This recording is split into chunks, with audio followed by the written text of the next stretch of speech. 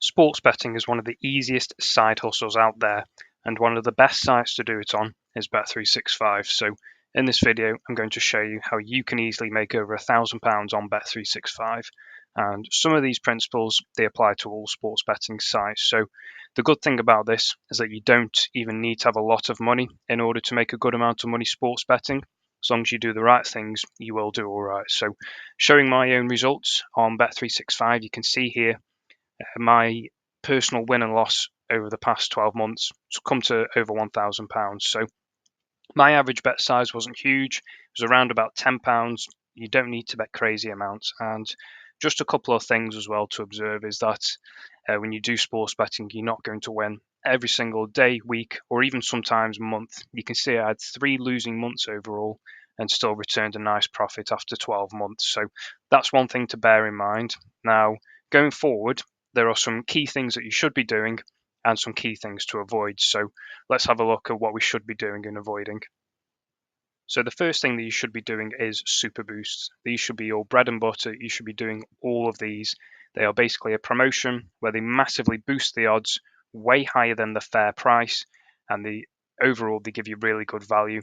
The more you do these, the more you're going to build your bankroll quite quickly. So absolutely do these. Usually the most you can bet on them is £10 because it is classed as a promotion. And opposite to that, the thing you should avoid is regular bet boosts. Now, regular bet boosts, sure, they have boosted the odds a little bit, but when you compare the odds of that bet to, Odds Checker or the Betfair exchange, when you add it all together, you find that actually you're kind of getting ripped off with these prices. So don't do these regular bet boosts. 99% of the time, they're really poor value. Just stick to the super boost, keep it simple. So the other thing you should be doing as well is sticking to the sports you know. Obviously, you know the sports quite well, the up-to-date information, team news, suspensions, injuries, all that sort of stuff. So stick to what you know. And on the flip side of that, absolutely avoid slots and casino games. Sports books are quite sneaky, and they'll try and give you, free spins on a slot or a roulette or some crap like that. And you are absolutely destined to lose money on these in the long run. The return to play rate is always less than 100%, meaning on average, if you bet £10, you would get back, say, £9.50 or 60 or whatever. And then you do it again and again and again until you're left with £0.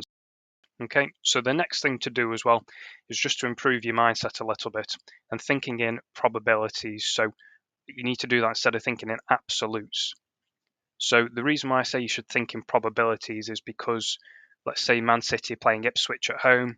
We generally do expect Man City to win, but they're not 100% going to win. They're not guaranteed to win. So we should be thinking, well, perhaps the fair odds of them winning is, 80%, which is 1.25 decimal odds. So if that was the fair price, just to keep it simple, we should be looking for odds higher than 1.25.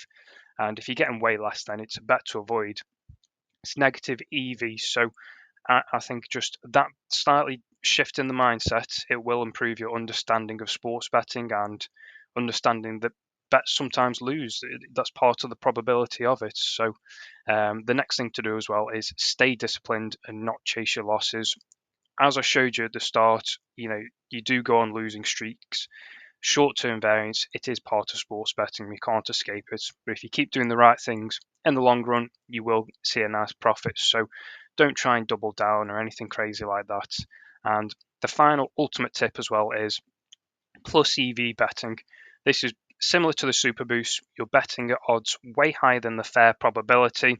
Again, you don't win every single bet, but when you do win the bet, you get paid out a lot more than you should do. The easy example is flipping a coin. The fair odds would be 2.00. If you're getting odds of 2.2, that's a 10% edge.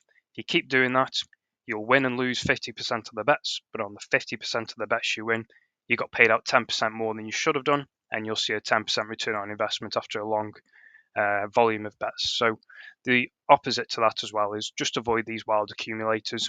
Usually the bets that you place on the accumulators, they're all negative EV.